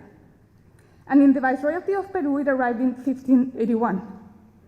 By the end of the 18th century, the cities of Havana, Bogotá, Quito, Buenos Aires, and Santiago all had printing presses. But when Venezuela, for example, did not have a press until 1808. The lack of this printing press, however, did not prevent the Venezuelan public from reading, transcribing, or exchanging ideas, one might say revolutionary ideas, before 1808. Moreover, shortly after the Spanish monarchical crisis of 1807-1808, Venezuelan municipal councils became some of the first to declare independence from Spain. It's for this reason that historian Cristina Soriano's work on late colonial Venezuela argues that there is no linear relation between the printed circulation of ideas and the emergence of anti-monarchical or anti-colonialist movements in the Americas. This also means that in Spanish America, manuscripts and rumors play an equally important role than printed texts in the process of politicization of the wider population during the 18th and 19th centuries. In Spanish American societies, not all social groups had equal access to the written word, and in particular to printed materials. Non-literate people relied largely on oral media for the transmission of political information. In this semi-literate social setting, moreover, the boundaries between the written and the oral were very slippery. In other words, understanding the links between print culture and revolution in Latin America requires that we integrate as core actors these emergent semi-literate populations, which, like Soriano says, and I quote, kept abreast of Atlantic revolutionary developments and developed novel strategies for disseminating information throughout their societies. And she adds that what matters is really not what people read, but how they read and shared these ideas. So now let me conclude by turning to the last aspect, which is taxation and reactions to it across Spanish America. As you will see in the exhibit, or have already seen, taxes on stamped paper went back about 150 years before they came to North America, but this did not spark the same resistance. However, as I mentioned earlier, the 18th century was a century of reform, and though reactions to those reforms did not reach the level of the anti-colonial movement seen in North America at that same time, this reformist context did steer significant unrest across Latin America. In recent decades, the historiography has progressively moved toward the direction of de-emphasizing the materialist interpretation of the revolts against fiscal reforms. So the Bourbon reforms came in different aspects, but here I'm focusing on the aspect of fiscal reforms, which earlier were interpreted through a materialist lens. A case in point is the work on the Great Andean Rebellion, commonly known as the Tupac Amaru Rebellion. The Tupac Amaru Rebellion was one of the most significant events in the history of the Spanish Empire. It was the first symptom, and a massive one, of an emerging crisis of Spanish rule in the Americas at the end of the 18th century. What the new historiography has done is to turn away from the earlier works that had emphasized socioeconomic tensions as the motor for the indigenous uprisings against the Bourbon reforms. Looking at indigenous people as political actors and giving particular importance to the political culture that underpinned the mobilization, authors such as, for example, Sergio Cerulnikov, have called this indigenous movement a revolution. Cerulnikov's goal is to put Andean history at the core of the debate about political transformation in the 18th century and the Age of Revolutions. I would add that by calling the indigenous mobilization a revolution, Cerulnikov is boldly asserting that the events he retells have a greater significance than earlier interpretations had granted them. In that regard, Cerulnikov is pushing the boundaries of a long-standing classification that separates the Andean Rebellion from contemporary anti-colonial and revolutionary movements. The ideas underlying the Tupac Amaru Revolution, which were in their own measure very radical, are generally seen as foreign to the Age of Revolutions because of their Andean substance. In other words, this exclusion is evidence of a Eurocentric bias that still remains in the historiography. It overlooks the rebellion's significance as an Atlantic event and even ignores the fact that it actually falls squarely within the most conservative 18th century time frame. And therefore, rethinking such a long-standing classification, I think, is a fine analytical strategy with great potential for contributing to the Age of Revolution paradigm and the types of assumptions that underlay it. So, wrapping up the three themes in my intervention, information, reform, and revolt or revolution, I'll just conclude by saying that though written texts certainly inspired the political debates of the era across Spanish America, these debates were spread, contextualized, and discussed by a diversity of local actors. Thank you.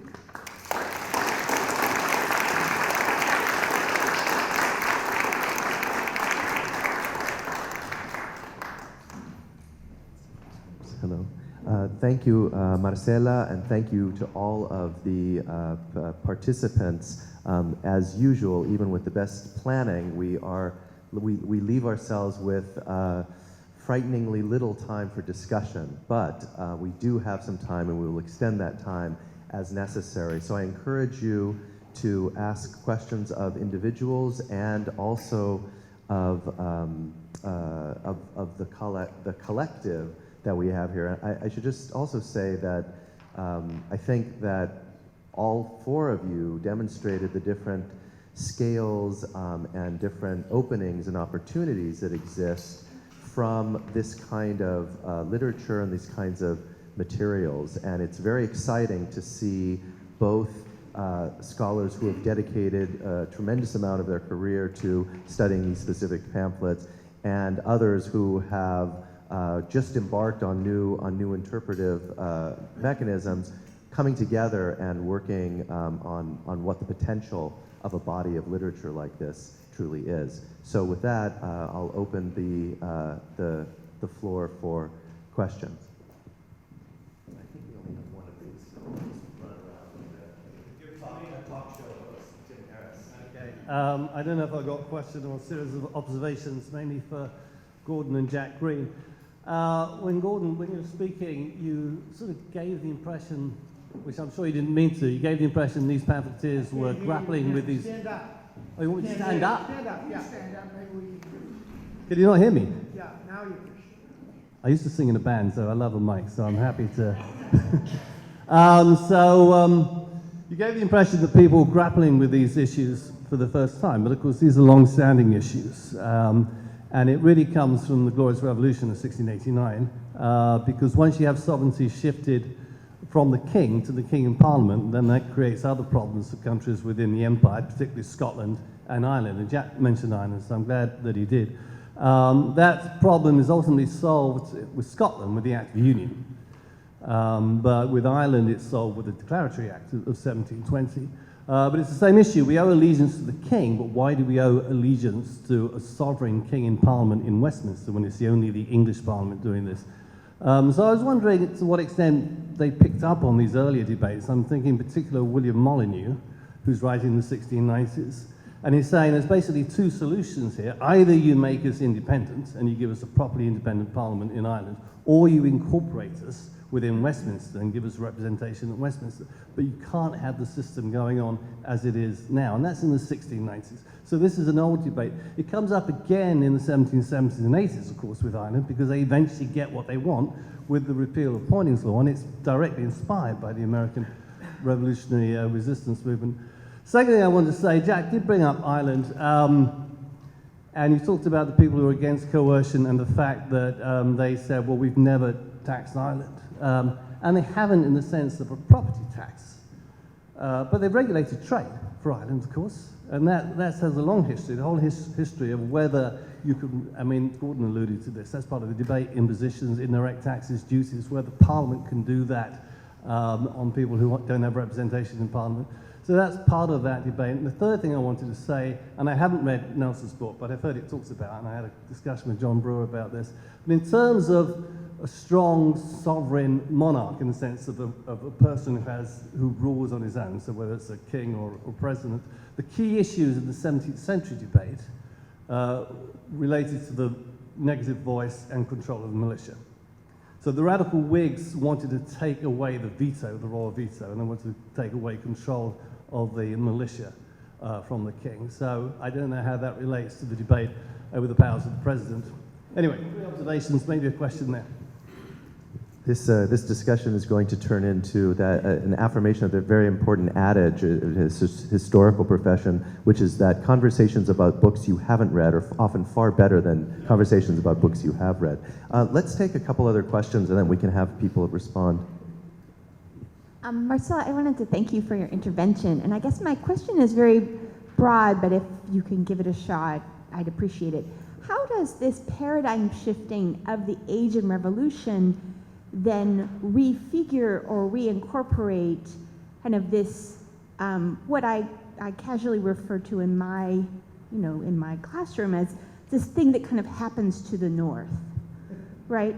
Or what we refer to as the US Revolution, right? Because the age of revolution, and in most of the Americas, these revolts and rebellions and revolutions are kind of long-term and been happening for a long time. So how do we refigure, especially when we're teaching, what our students come with is kind of a big fixed narrative of kind of what's happened in the US, and how does this new paradigm of the age of revolutions and one from below refigure that or reshape that?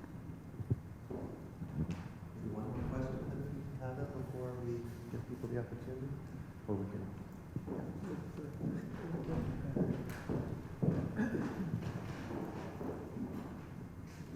Sorry, I hesitate because I realize we have two questions, and I actually had a question for Philip Gould about your use of the word bombastic. Thinking too about your repeated sort of recourse to ideas of theater, to ask whether some of this discussion about what is bombastic is actually an accusation of theatricality, and seeing how you would relate. The idea of bombast being what you wore to imitate muscles within an actor's costume. So I'm wondering whether these questions about the tone or the style of pamphleteer or pamphlet wars also sort of underlies a question of the archive and the repertoire, or the performative.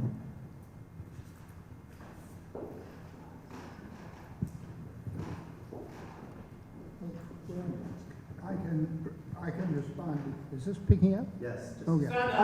I can, okay. That's asking a lot. I can respond a bit to Tim.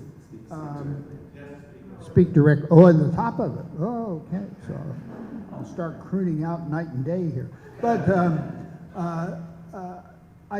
there is a lot, not so much in these British pamphlets. The Irish situation tends not to get intermixed into the Irish in the late 1770s, get into the act. And so some of the pamphlets really draw heavily on the Irish pamphlets draw heavily on the American experience.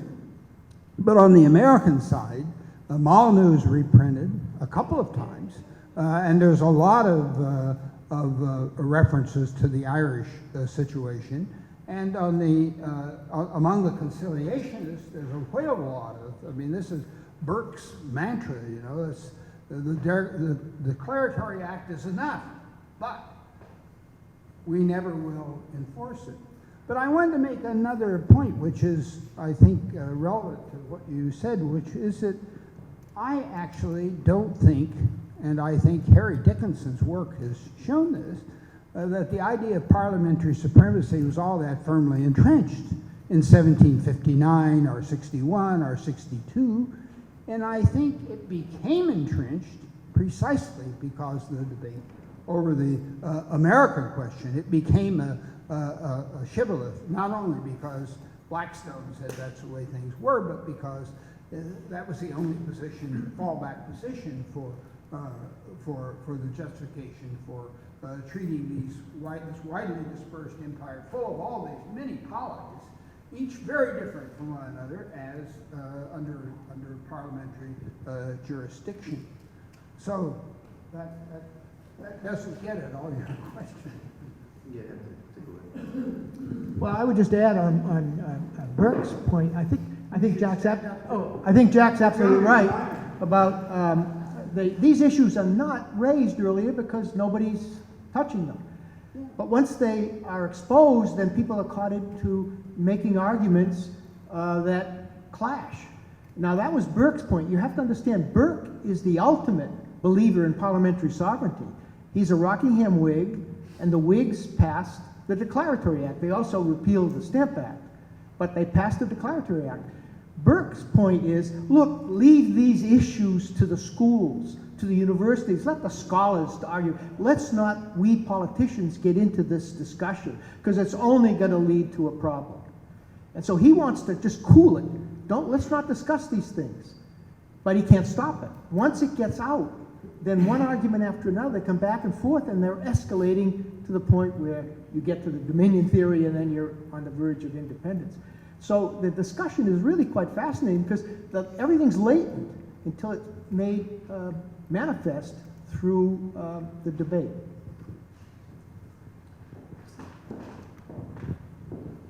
Thank you.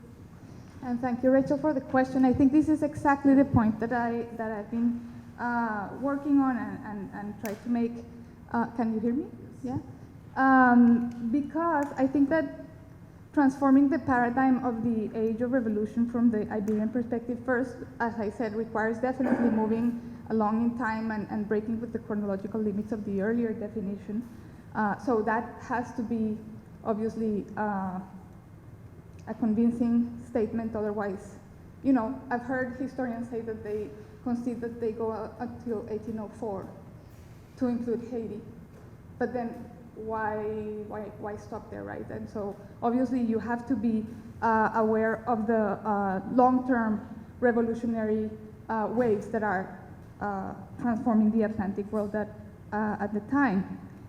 I also think that the argument is about diversifying what revolution means, and obviously this is challenging because of the tendency to either monopolize or, you know, believe that there is one single definition of revolution.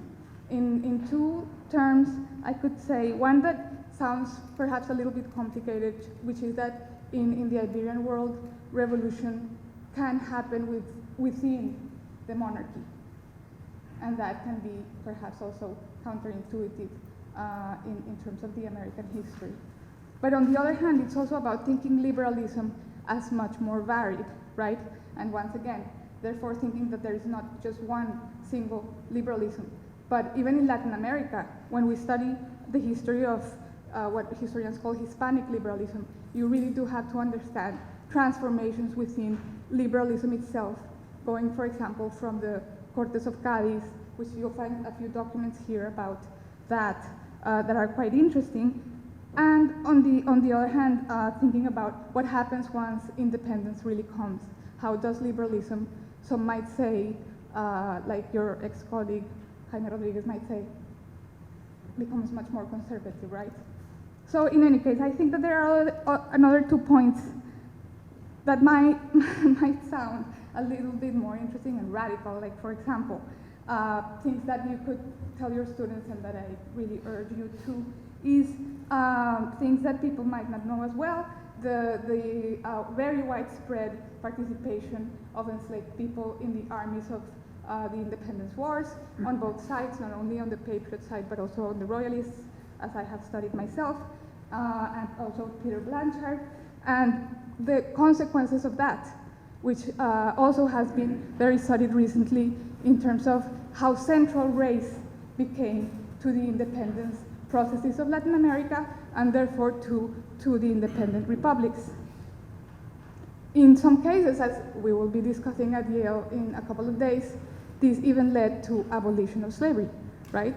So if you can get that point through, then you can see that one of the big jobs we have as historians of this theme is to actually counter the negative portrayal that had been disseminated, and somehow, although it's very old-fashioned, it still lingers on, right? So we still have to counter that negative portrayal. That's why I emphasize the idea of the social revolution versus the political revolution, because there are many things that do have a real transformation and which can help you to redefine revolution from this Latin American perspective. Do you want to follow up?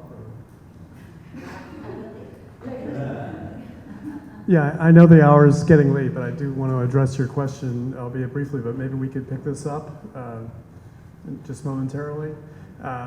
Two things. I think your question goes to the subtitle of today's session, Arguments on Paper, because if I hear your question correctly, you're asking me, or asking one, to account for a kind of the history of the British theater, cultural histories of performance, so I think what your question is begging is a whole school of scholarship over the past couple of decades in literary and cultural studies, probably inaugurated in the early 1990s with the late Jay Fliegelman's rereading of the Declaration of Independence, and of trying to think of political discourse as performative, and of the Declaration and the false quotation marks on the Dunlap printed edition of the Declaration his argument that it's meant to be read.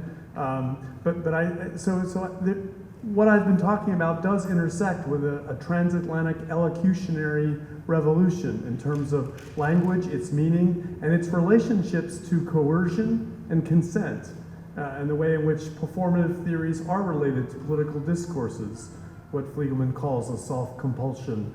I mean, I'm giving a shamefully thumbnail sketch of this, but just as a final note, the paper war in Newport started with a quotation published in the Newport Mercury in January of 1764, where Nathaniel Lee's Restoration drama, The Rival Queens, a quotation and then a commentary on it by Warburton, Alexander Pope's executor, Colley Cibber, where that instance about criticism about the English stage became a key for the anonymous writer in the Newport Mercury through which to read the contemporary debate between Providence and Hopkins and the Newport Loyalists. So again, the theater became the occasion and the medium through which to talk about politics and political expression, which I think gets back to my brief comments. But your question deserves a far better and more lengthy response that there's not time for now, I don't think. Not that I want to encourage amorousness on the part of certain people, but there is going to be a reception. I just before we break for that, I did just want to mention that one thing that occurs to me that may be a cause for a more comparative and cross-cutting conversation is in fact the role of militias, and in both the North American and Latin American context, which I think has been the focus of a lot of greater attention in recent years. That might be one avenue for discussing similarities and differences across imperial boundaries. The other thing that I will say is that this conversation really inaugurates, as I alluded to earlier, the beginning of a whole series of conversations that we're going to be having in the coming years. Yes. Okay. Okay. That Jack Green will comment on briefly, but that really offers us a way into understanding the advantages and perils as well of thinking about this broader age of revolutions in the kind of way that has been perhaps done in the past, but that this, with the materials that are here at the JCB and the kind of diverse look at them, which I think is very well represented in this exhibition, we can make some headway on that. Before I give the microphone to Jack, I also want to just say that if after the curators get a drink of their choice, if they wouldn't mind mingling around this area, so that they can also provide orientation to those of us, in some ways myself included, who haven't had the chance to look as carefully at the exhibition as we would like. I would appreciate that. Jack. I just wanted to say that inspired by what you say, that I think that we ought to begin any study of comparative transatlantic revolutions or any conceptual framework with the recognition that all of these empires are marked by systems of profound authority dispersal. Authority is dispersed in all of them. Whatever they say, whatever people in the metropolis say about how the empire works, there in fact enormous dispersal of authority occurs as a result of colonization. And two, beginning with the Dutch wars for independence in the 16th century, all these revolutions initially started as a protest against centralizing tendencies, or new centralizing tendencies out of the metropolis.